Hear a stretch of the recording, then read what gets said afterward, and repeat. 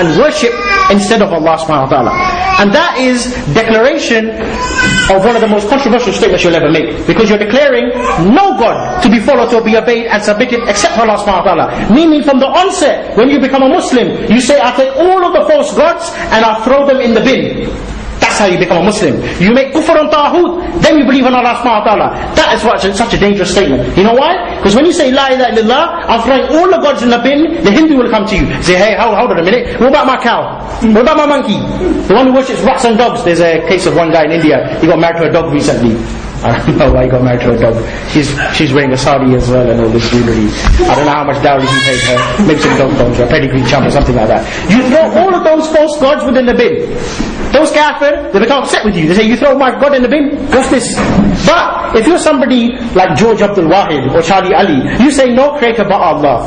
It's not such a controversial statement.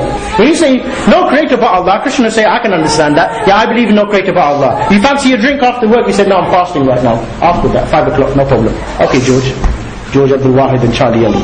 What can we say? So, that, my dear brothers, is the most ground-shaking statement that anybody could ever make. Because La ilaha illallah is to declare that my allegiance is only to Allah. My alliance is only to Allah and the Muslims. And I do not follow and obey and submit any other God or any other law and order. I only stand with the Muslims, not with any democratic system, not with any kafir. My God is Allah. My God is the creator. My God is the legislator, not Gordon Brown. And I don't accept any of your authority. SubhanAllah. Ground-shaking political statement. Then what did Allah subhanahu wa ta'ala He say? He said, He come with a deen of haqq to make it prevail over all other religions. Now after all of that, how can somebody call for interfaith now? How can somebody say, we need to change Islam to suit the society? Allah never said so. Allah said, we sent the messenger with the deen of haqq to make it prevail over all other religions. Meaning every other deen is deen of batil. How often does somebody call for interfaith? And now we start to hear now people say, let us look to the similarities between our faith, between the deen of Islam and between the Hindus. MashaAllah, you see these people. I'm not going to mention any names, but I'll give you a clue. That should sum it up. Yeah? So let us look at the similarities between us and the Hindus. We got some. We don't mind if we call God Vishnu. We don't mind if we call God Gavita or Peer Singh or anything like that. SubhanAllah. And this is what you find. But when Allah subhanahu wa ta'ala He said, وَمَنْ يَبْتَغِي غَيْرَ الْإِسْلَامَ دِينًا فَلَا يُقْبَلْ مِنْهُ وَهُوَ فِي الْآخِرَةِ مِنَ الْخَاسِرِينَ. What did He mean? He said that the only deen acceptable to Allah is Islam. And anybody He chooses a deen other than Islam, he's going to be amongst those khasireen. Not just in the akhirah, but in this life as well. A loser in this life and in the akhirah. Meaning if you choose a deen other than Islam, not only will you and your deen be in the hellfire, but you and your so-called good deeds. Because now people start to say now, Martin Luther King, he died as a shaheed. Where do you get this from? Martin Luther King, he died as a shaheed. Talking about Martin, he never died as a shaheed. The man used to say, I have a dream. The man is having a nightmare now inside the grave. Screaming his head off, burning and all this and that. He's not having no dream, he's having a nightmare now. Anyhow, so, foolish people like that. Now what Allah He sent the Nabi for? Just to live by secular Islam? No. He said He sent the deen to make it dominant over all other religions. And then Nabi Muhammad sallallahu alaihi wasallam, he declared himself, he said, Al-Islam ya'lu wa la yu'la alayh. Islam is superior and can never be surpassed. Now from all of this, you know what you should understand? That the deen of Islam, it is a fundamentalist religion. SubhanAllah. Because we gave the definition of what is fundamentalism, or what is religious fundamentalism. You see the deen of Islam, such a controversial message. And this is what the Nabi Muhammad sallallahu alaihi wasallam he called for. Now we're not going to refer to the Quran anymore. Don't make takfir on me. But now we are going to refer to the life of the Nabi Muhammad sallallahu alaihi wasallam. We will look to how the Nabi Muhammad was living inside Londonistan of his time. How he was living amongst the Quraysh. Did he take up British values? Was he democratic? Did he call for interfaith, intercom? Did he mix with them? Did he change his name to George Abdul Wahid? Is that really the case? Let us look to At-Tabarani, being reported by Al-Haris ibn Haris.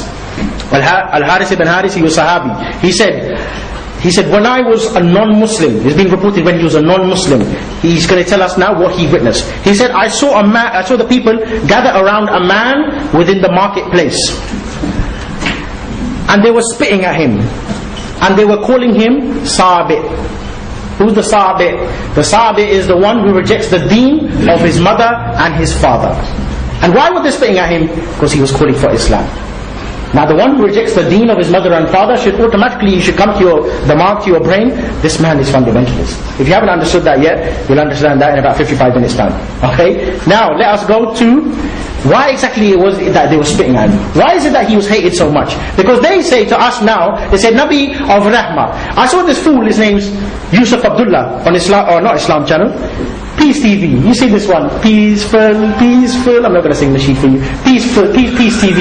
This man needs to cover his aura because he wears kameez with no t-shirt underneath, honestly. And he's got like, a little beard here, very eloquent English. He said, our Prophet was so nice. He never said anything to anybody. He never shouted in the marketplace. Old woman used to throw rubbish at him, and he used to say, Jazakallah khair. And the woman used to say, why you going? Come back again tomorrow. Keep throwing rubbish at him. No. Being reported here by Imam Ahmed, in Musnad of Imam Ahmed, by Abdullah ibn Amru, when the people, they started hitting and beating and swearing at Rasulullah, one man from the Quraysh asked, why is it that you hate the Nabi Muhammad so much? We always say the Nabi Muhammad, he is the best man to walk on the face of the earth, and kuffar, they testify that. But with the deen that he come with, now even these kuffar, they start to realize and they start to say themselves that this man is the one who caused the most problems in the world today.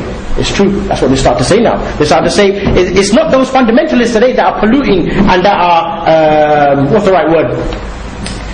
Like making their own translation or making up their own version of Islam. What they are practicing is the same message that the Nabi Muhammad, he practiced. Meaning the deen of Islam is fundamentalism. Now, he said here, the reason why he was hated, he gave 4 reasons. He said, number 1, he ridiculed our customs. What did the moderate chocolate George Abdul Wahid say? He said, don't ridicule the customs. We believe in community cohesion, common shared values, interfaith, integration, so on and so forth. And he ridiculed our ambitions and dreams and wishes. And he insulted our forefathers and exposed our way of life. Does that sound like a fundamentalist or a coconut to you? I'm asking you a question, so fundamentalist or coconut? Fundamentalist, okay. And he divided us completely. Do fundamentalists do that or do coconuts do that? Who divides people completely? Fundamentalists? Fundamentalists. Alhamdulillah, okay, you're awake. And he insulted all our idols. And he declared himself publicly against us. How he declared himself publicly? Now obviously when the wahi came, he went to Mount Safa. And at Mount Safa, the Nabi Muhammad, he declared his belief publicly. And how long do you think he stood there for? Being reported that he stood there for 2 hours. 2 hours just calling the people to gather. I've got something to tell you. Come, quick, quick, quick. For 2 hours. SubhanAllah. Today we don't do that. Today you say, Dawah stall at 1 o'clock. Everybody turn up at 3 o'clock. Then he turns up at 3 o'clock, he said, there's a grey cloud coming. Those people in the dawah, on dawah stalls, you know what I'm talking about. There's a grey cloud coming. Now let's pack away the stall. Yeah, but there's nothing there. Because then I might come. 3:15, pack away chicken and chips, make the feed on a couple of people, yalla, go home. This is what the Nabi Muhammad, he didn't do that. He stood there for 2 hours and he was calling the people. And everybody, they start to come. All of the different tribes, they start to come. In fact, being reported that even those people who could not make it, they sent their own delegation. SubhanAllah. Because he was, the Nabi being described as Al-Amin, the most trustworthy one. So everybody, they come to hear him. And what did he say? He said, if I was to tell you that there was an army gathering behind this mountain, would you believe me? You know what they said? They said, we believe you without to even see them. Try to comprehend that. We believe you without to even see. Today we don't do that. Today what happens is you go and buy the brother's car. For example, this brother, he's selling his car, for example. He's not selling his car yet anyway, not that I know. But he's selling his car. You go to ask him, how's your car? MashaAllah, very good brother. Been serviced just last week. How's the engine? Very good, very good. You don't just buy it like that. You open it up. When you open it up, you find out there's no engine inside there. £5,000, I give you 50 quid for it. And a punch on the face. It's not allowed to punch a Muslim on the face. So, he said, if I was to tell you there was an army gathering behind this mountain, would you believe me? They said, we would believe you without to even see it. And he said, let me tell you something. Today I declare that there is nothing to be followed, to be obeyed and worshipped except Allah subhanahu wa ta'ala, and I am His final messenger. Now that statement made it clear that any blood tie, any passport, any visa, all of that is going to be cancelled. You know, revoked? We're revoking his citizenship. Deported now to somewhere in Lebanon or Syria, somewhere like that. That's the kind of statement that was made. At that time, who came forward?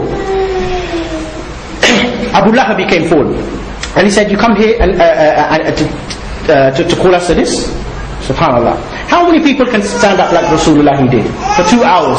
Try yourself. Go to Trafalgar Square and try standing for 2 hours and calling the kuffar to Islam. People are ashamed to call for Islam these days. Honestly, you speak to some people, they got this inferiority complex. They say, but we can't speak about Islam. We can't have beard. You don't want to offend Mr. Kafir. SubhanAllah. You call it Muhammad, come here. He goes, my name is George Abdul Wahid. There's a story about George Abdul Wahid. He's a real person. I'll tell you right at the end anyway. So Abu Lahab, he said, You call us all the way here just for this? And Allah subhanahu wa ta'ala, He revealed